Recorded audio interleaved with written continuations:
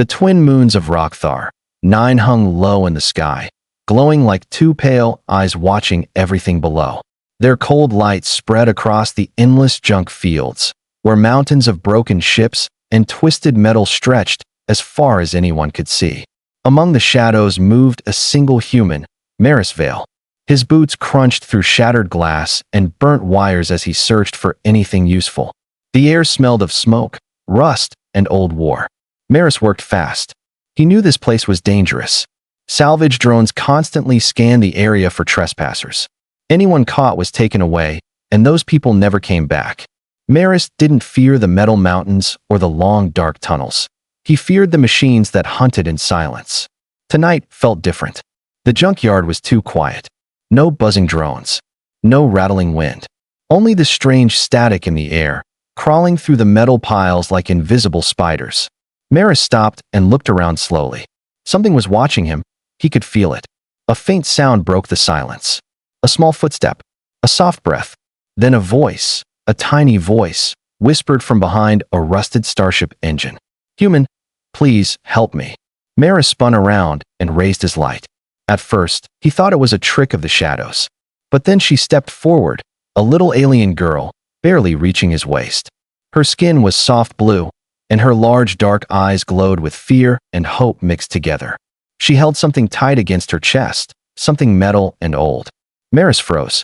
He had never seen a child from this species before. They were said to hide far away from humans, scared after years of war. Why was this one here? Why alone? The girl lifted the object in her hands. It was a tiny, broken music player. Human-made. Scratched and dented, but still precious to her. "This is for my mother," she whispered. "Her birthday.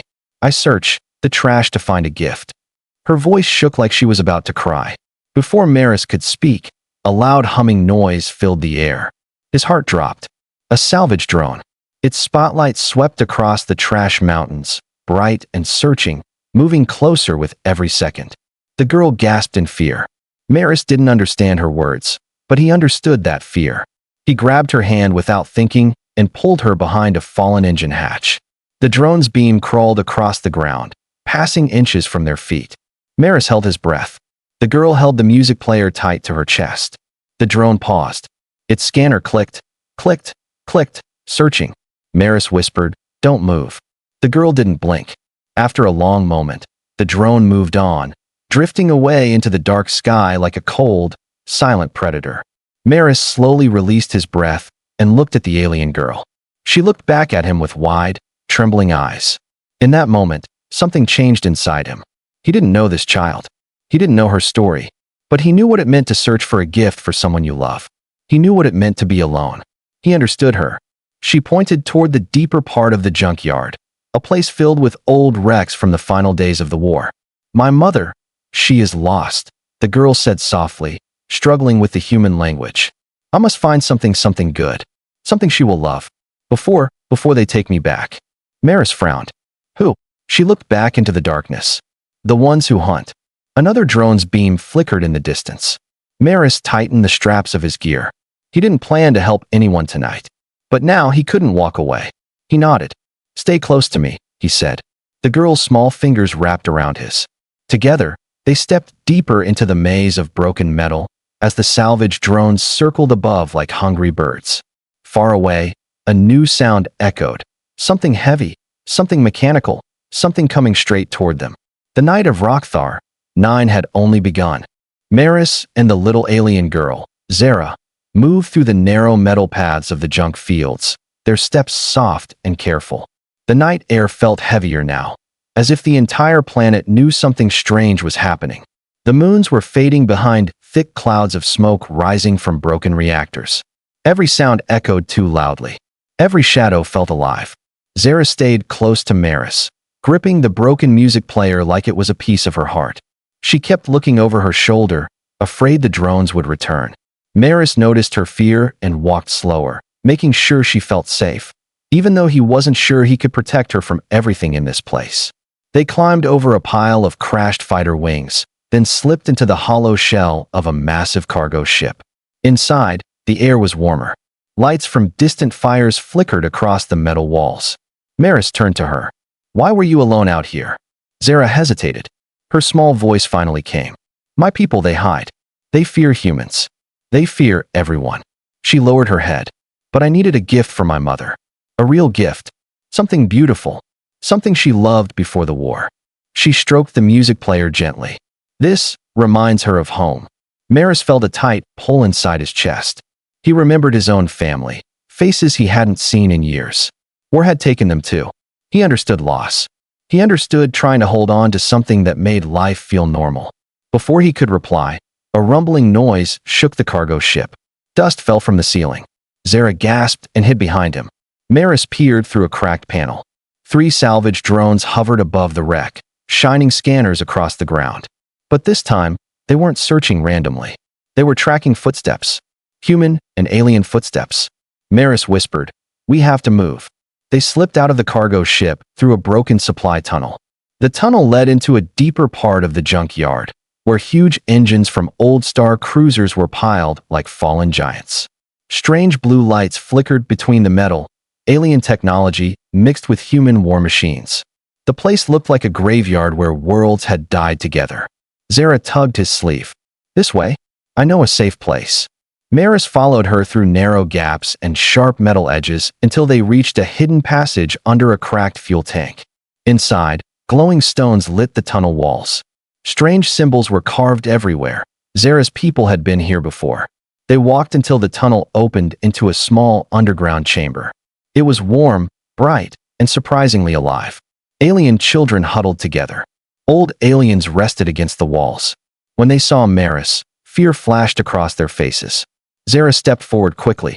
"He helped me," she said in her broken human speech. "He saved me from the drones." The aliens looked uncertain. Maris raised both hands to show he meant no harm. He didn't speak their language, but his eyes spoke enough. An old alien woman slowly approached. Her face was lined with silver markings. She studied Maris for a long moment, then said something soft in her own tongue. Zara translated. She says, "Humans and my people once walked the stars together. Before the war. Before the lies." Maris didn't know what to say. He felt the weight of those words. The old woman motioned Zara closer and whispered into her ear. Zara's eyes widened. She turned to Maris. "She says my mother was taken to the human command station. She says there may be records there. Maybe a clue." Maris stepped back. "The command station? That place is locked. Guarded. Full of traps." Zara looked up at him, eyes shining with fear and hope. "But you know human machines. You know human locks." She held out the music player. "Please, help me." In the distance, a drone's alarm echoed across the junkyard. The aliens in the chamber panicked. The old woman pointed at an exit tunnel leading toward the station. Maris swallowed hard. He hadn't planned to save anyone today, but Zara had trusted him completely, and he couldn't break that trust. He nodded slowly. "All right, we'll go." Zara let out a small breath of relief. Her eyes softened. For the first time, she smiled. Together, they stepped into the tunnel toward the human command station, toward danger, secrets, and a truth that could change both their worlds. The drones swarmed above, following their trail. The hunt had begun. The path to the human command station twisted through a forest of fallen satellites and shattered communication towers. Every step felt heavier than the one before. Maris kept Zara close as they moved through wide metal corridors created by crashed starship hulls leaning against each other. The faint humming of salvage drones echoed far behind them, growing stronger with every minute. Zara tried to walk bravely, but Maris saw her small hands tremble. She clutched the old music player tightly, as if it were the only thing holding her together. "Are you tired?" Maris whispered. She shook her head, though her voice gave her away. "I am scared." He didn't blame her. The command station was a place even humans feared, built by Salvian Industries, a corporation known for secrecy, cruelty, and experiments hidden beneath polished surfaces. The massive building finally rose before them, half buried under metal debris and torn cables. Its walls were cracked, scorched by battles long past. A flickering hologram sign above the entrance displayed broken human symbols. Salvian Research, authorized personnel only. Maris sighed. This won't be easy. They approached the side entrance where security panels still blinked weakly. Maris placed his hand on the screen. The console scanned his old salvage ID and buzzed angrily. Access denied. He grunted. Figures. Zara stepped closer, watching him work. You can open it, yes? Maris smirked tiredly. I'll try. He pulled off the panel, revealing wires and blinking chips. Zara leaned in curiously, her head tilting like a small bird. Human machines are so messy, she whispered. Maris laughed softly. Trust me, this is one of the clean ones. After a few minutes, he crossed wires, rerouted power, and forced the panel to overload. Sparks burst out. The door slid open halfway, screeching in protest. Maris shoved it the rest of the way and motioned Zara inside. The air in the station felt stale, frozen in time. Long hallways stretched into darkness. Lights flickered like dying stars. Every sound echoed loudly. Every step, every breath. Zara pointed to a sealed door marked archive room. My mother, maybe information is there. Maris nodded. Together they pushed inside. The archive room was huge, filled with shelves of old data crystals and dusty consoles. Broken screens displayed fragments of names, dates, and research logs. Zara wandered between rows, touching objects softly, as if afraid everything would collapse. Maris activated one console. It sputtered, then lit up with bright blue text. He searched for Othra, Zara's mother. A file popped up. Subject, OTHRA. Status, transferred. Destination, Epsilon, 14 colony. Reason, confidential. Zara leaned over the screen, her voice barely a breath. She was here. Maris clicked the next entry. A video file. He opened it. A hologram flickered to life, projecting an image above the console. A tall alien woman appeared, Zara's mother. She looked tired, but her eyes were warm. She held the same music player Zara carried now. In the recording, she spoke gently. Zara, my star. If you find this, know that I never stopped searching for you. I will return, no matter what they do to me. Zara pressed her hands to her mouth as tears slid down her cheeks. Maris felt his heart twist. He didn't know this woman, but her voice carried pain, hope, and a mother's love strong enough to cross galaxies. The hologram continued, but suddenly the image distorted. Heavy footsteps echoed in the hallway outside. Maris shut off the console instantly. Zara whispered, "Someone is here." Maris grabbed her hand and pulled her behind a stack of crates. Through a crack in the door, he saw shadows moving. Human mercenaries. 3 of them. Armed. Searching. One spoke into a communicator. We found signs of intrusion. Keep scanning. The alien girl must be captured alive. Zara's breath hitched, and Maris placed a gentle hand on her shoulder. Quiet, he mouthed. The mercenaries stepped closer. Their boots thudded on the metal floor, echoing through the silent archive. Maris scanned the room quickly. There was only one escape, an old maintenance shaft near the ceiling. Without hesitation, he lifted Zara onto his shoulders. She pulled at the rusty latch until it snapped open. The mercenaries entered the room. Maris climbed up fast, helping Zara inside. Then he pulled himself through just as a flashlight beam crossed the wall where they had been hiding moments ago. They crawled through the tight shaft in darkness. Below them, mercenaries searched the room, angry voices echoing. Maris whispered, "We're not safe yet, but we have a trail to follow." Zara looked at him, her eyes shining with hope and fear. "My mother, she is still alive." Maris nodded. "Then we'll find her, whatever it takes." The shaft rattled from distant explosions. Someone knew they were here. Someone wanted them caught. And now, the real hunt had begun. The maintenance shaft shook with every distant explosion.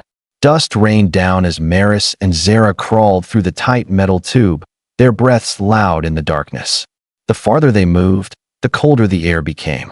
It felt like the station itself was warning them to turn back. Finally, they reached a broken service vent that opened into the outside world. Maris kicked it gently until it fell away with a soft clang. He dropped down first, scanning the area. Zara followed, landing lightly beside him. They stood on a ridge overlooking the abandoned human colony, Epsilon 14. The colony stretched across the dead land like a forgotten city. Tall buildings stood cracked and burnt, with windows shattered like broken mirrors. Long metal roads wound through empty streets, covered in dust and silence. Faded banners with human insignias fluttered weakly in the cold wind. Maris felt a sinking feeling. This place, it shouldn't look this empty. Zara stepped closer to him, hugging the music player tightly. "My mother was here." Maris nodded. Then we'll find her trail. They walked into the colony. Every step echoed. Every corner felt watched. Old security drones lay scattered on the ground like dead insects. Doors were broken. Houses were abandoned midlife, as if people ran away suddenly. Zara noticed drawings on a wall. Small alien symbols mixed with human writing. She touched the faded paint. My people lived here with humans, before everything fell apart. Maris read the human side. Don't leave us behind. The message felt heavy. They continued deeper, passing through a collapsed market area. Shelves lay overturned. Empty stalls creaked. A cold breeze whistled through hanging wires, making a sound like distant voices. Zara whispered, "This place remembers sadness." Maris agreed silently. Near the center of the colony, they found an old surveillance hub. Maris forced the door open, and they entered a wide room filled with cracked monitors and dusty consoles. Flickering lights displayed incomplete footage from years ago. Maris activated a terminal. If your mother was processed here, there might be records. Zara waited nervously as he worked. Finally, the screen loaded a fragmented log file. Transfer report, subject OTHRA. Status, move to underground sector 5. Purpose, refugee coordination/research asset. Zara frowned. Research asset? Maris clenched his jaw. That's human corporate talk. They used people for experiments. Or bargaining. A soft thump sounded outside the surveillance hub. Maris stiffened. Zara whispered, "What was that?" Another thump. Closer. He walked to the window and looked out carefully. A group of mercenaries marched through the streets, scanning houses with bright beams of light. They moved slowly, methodically, as if they already knew someone was hiding in the colony. Maris cursed under his breath. They followed us. He shut the lights in the hub and motioned for Zara to get behind the workstation. Suddenly, a muffled noise came from beneath the floor, like metal scraping. Maris pulled up a loose panel. Beneath it was a ladder leading into darkness. "Maintenance tunnels," he whispered. "They might lead to Sector 5. Zara nodded eagerly. "Let's go." They climbed down and pulled the panel over their heads. Darkness swallowed them. The tunnel was cold and narrow, smelling of iron and old machinery. Their footsteps splashed in shallow water. Every drip echoed around them like a warning. As they moved deeper, Zara's grip on Maris's arm tightened. "I don't like this place." Maris kept his voice steady. "I'm here. Keep walking." Suddenly, the tunnel lights flickered on and off. The old wiring crackled. A shadow moved at the far end. Maris stopped. Zara whispered, "Is someone there?" A faint holographic projection burst to life in front of them. It showed blurry figures, humans in suits leading groups of aliens through the tunnel. Among them, a tall woman holding a child's drawing. Zara's breath caught. "My mother." The hologram glitched and repeated the scene, over and over, like an echo trapped in the wires. Maris touched the console beside the projection. It flashed one more message. Sector 5. Restricted access. Authorized only. Zara swallowed hard. "We're close." Before Maris could say anything, a distant explosion shook the tunnel. The sound bounced violently against the walls. Maris grabbed Zara. "They're blowing entrances. They're trying to trap us inside." Zara looked terrified. "What do we do?" Maris checked the map on the console. "We move faster.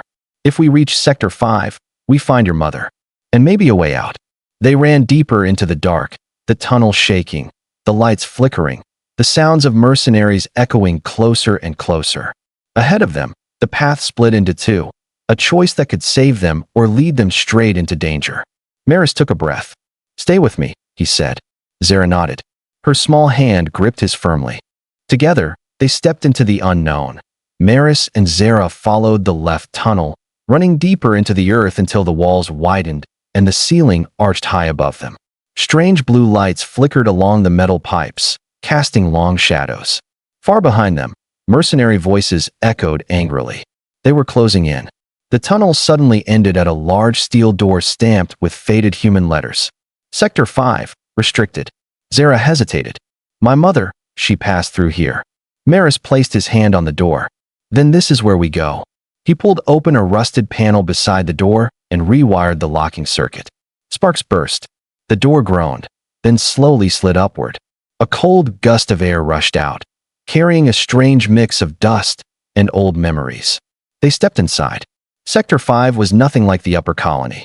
This place looked like a forgotten world beneath a forgotten world. Rows of empty cells lined the walls. Broken medical beds sat toppled over. Papers and logs lay scattered on the floor, some burned, some torn apart. This was where humans and aliens had once worked together, before fear and war destroyed everything. Zara approached a cell with drawings scratched into the wall. Little stars. A tall figure. A small child. She touched the drawings gently. My mother drew these when she was forced to stay here. Maris felt anger boiling in his chest. Humans had done this. His people. And now, he had a chance to fix even a small piece of what they destroyed. He searched nearby consoles, brushing off dust. If she left anything behind, it should be here. After a few moments, one screen flickered alive. A voice log played, crackling with static. Subject Othra continues to lead the refugees with unusual calm. Shows cooperation. Recommend transfer to deep shelter for safety before the mercenary groups arrive. Zara's eyes widened. Deep shelter? Where? Maris scanned the map. Here. Beneath this floor. There's a hidden lift. Before he could finish, heavy footsteps thundered in the tunnel behind them. Mercenaries.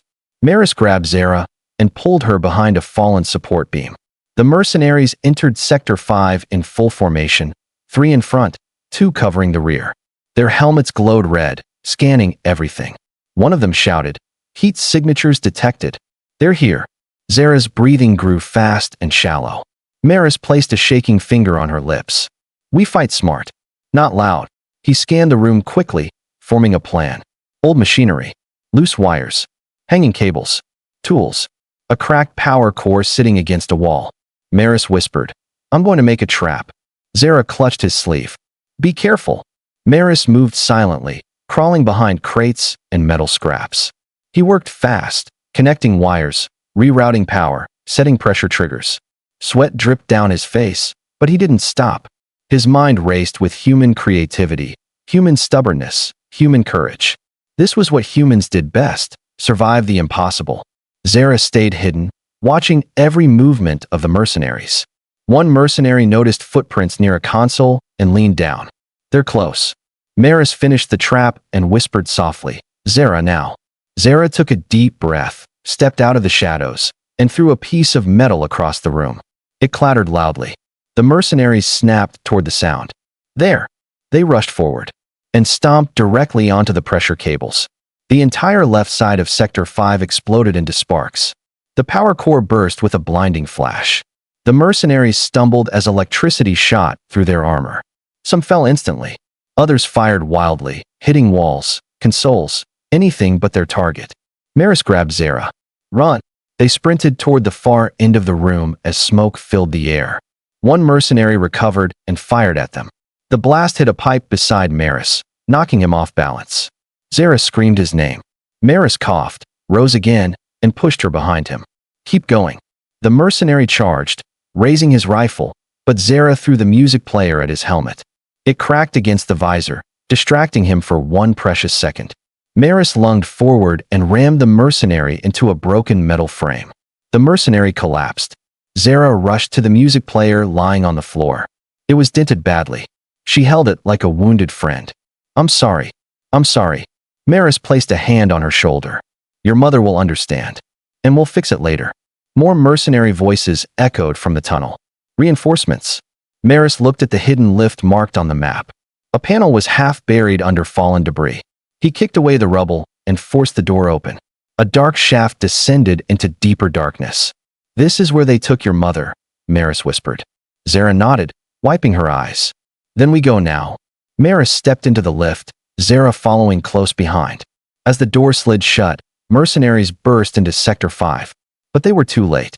The lift dropped swiftly into the unknown depths, toward the last hope of finding Othra, toward a secret deeper than any Maris expected, and toward a danger far worse than mercenaries. The lift dropped so fast that Zara had to grab Maris's arm to keep from falling. The air rushed past them like a cold wind coming from the center of the planet. The walls shook. Rusted cables screeched. Old warning lights blinked red, then died completely. For a moment, they were in total darkness. Zara whispered, "Are we falling forever?" Maris forced a calm voice. "No, just old machinery waking up." But even he wasn't sure. Finally, the lift slowed with a painful jerk and came to a stop. A dim blue light flickered overhead, revealing a huge steel door in front of them. The air here was colder, heavier, and filled with a faint humming sound, like a distant heartbeat.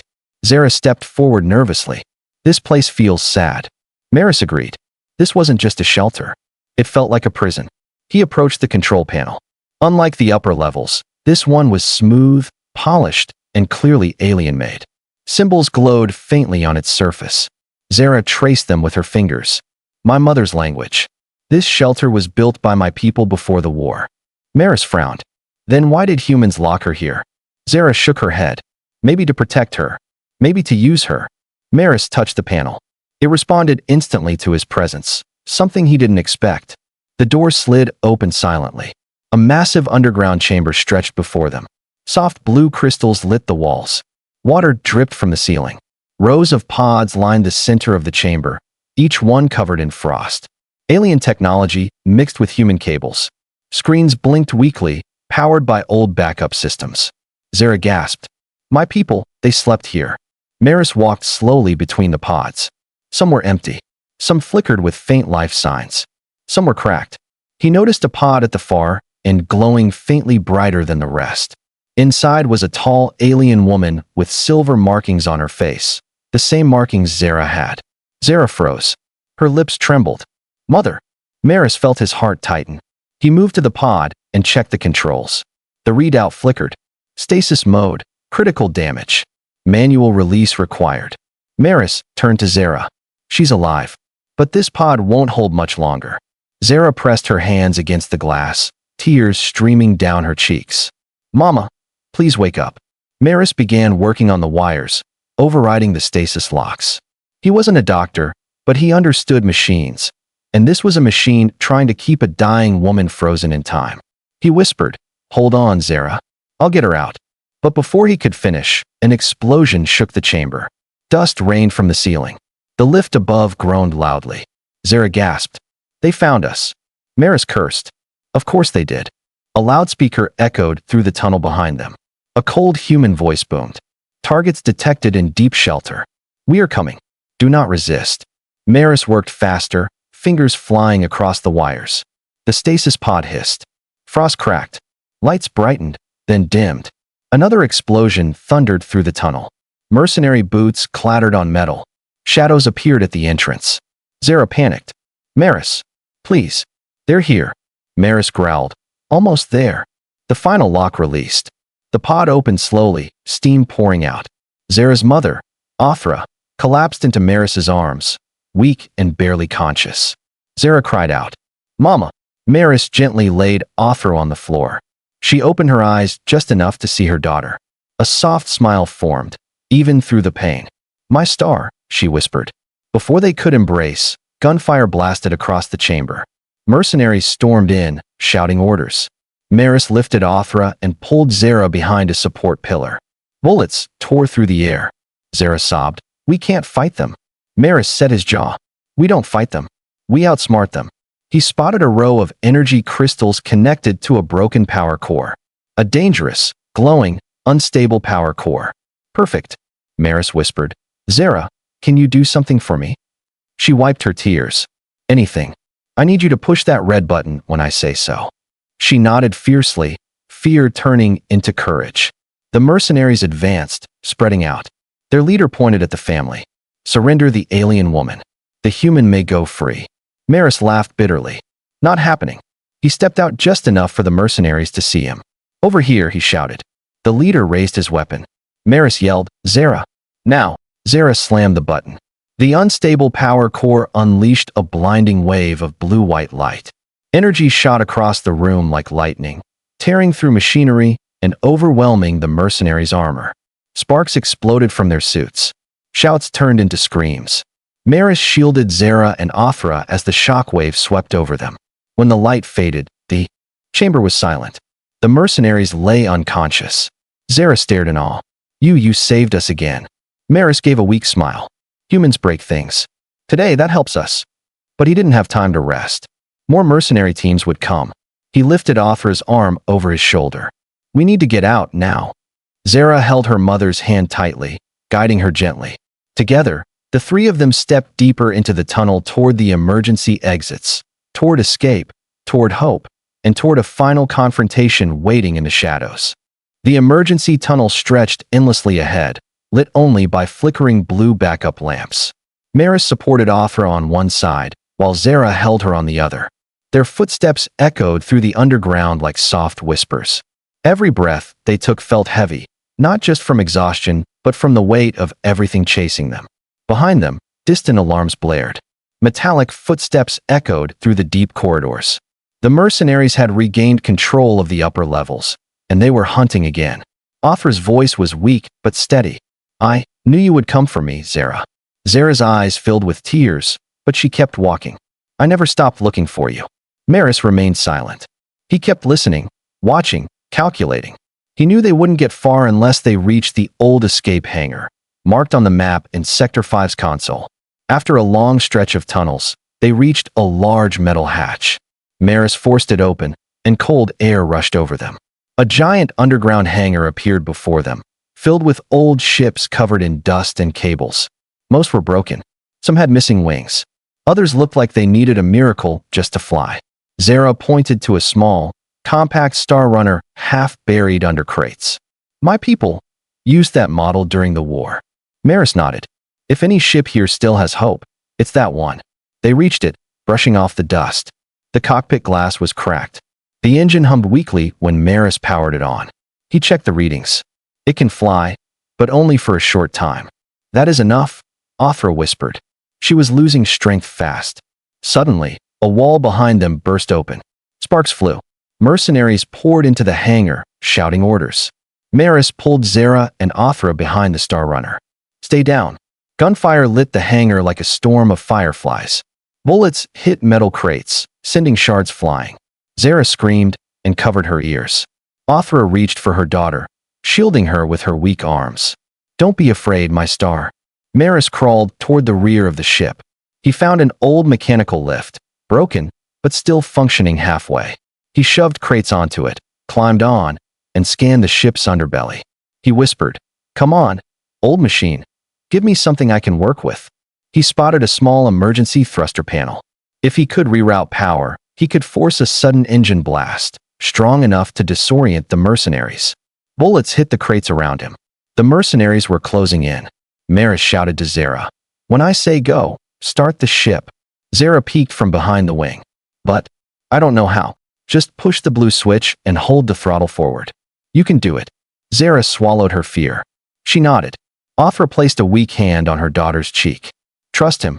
Maris ripped open the thruster panel and crossed two thick wires. Sparks flew, burning his hands, but he didn't stop. He could hear the mercenaries stepping closer. "Ready," he whispered. Footsteps grew louder. Shouting. Rifles clacking. "Zara, now." Zara slammed the blue switch. The Star Runner roared to life. A massive blast of white-blue flame shot out of the rear engine, sweeping across the hangar floor. Mercenaries yelled as they were thrown backward, their armor scorched. Some dropped their weapons. Others crawled behind debris, blinded by the sudden flare. Maris leaped down from the lift. "Zara, start the launch sequence." Zara's small hands flew over the controls, copying exactly what she had seen in the hologram memories earlier. "It's working. Maris, it's working." Othra slid into the co-pilot seat with Maris's help. She was weak but conscious enough to guide her daughter. Steady, just like flying through the memory streams. Outside, mercenaries regrouped. One aimed a launcher directly at the ship. Maris jumped inside the cockpit and slammed the door shut. "Hold on." A deafening blast hit the hangar wall behind them as the launcher fired. The explosion shook the entire chamber. Zara pushed the throttle all the way forward. The Star Runner lifted, engines screaming, lights flickering. For a moment, it looked like the ship might fail. Then, with a burst of raw power, it shot upward through the escape tunnel. Rocks crumbled around the ship. Dust filled the air. The engines strained, roaring louder and louder. Maris looked back through the cracked window. The hangar was collapsing. The mercenaries were crushed beneath falling metal. The entire underground shelter caved inward. And then, the Star Runner burst into open sky. Twin moons shone overhead. Cold wind swept across the hull. The engine stabilized. The stars finally opened before them like a wide, endless road. Zara looked at her mother. We did it. Mama. Arthur held her close. We did. Maris leaned back in his seat, breathing hard. His arms shook from exhaustion. His coat was torn. His face burned from sparks. But he smiled, a tired, honest smile. Zara turned to him. You saved us. Maris shook his head. No. You saved each other. I just helped.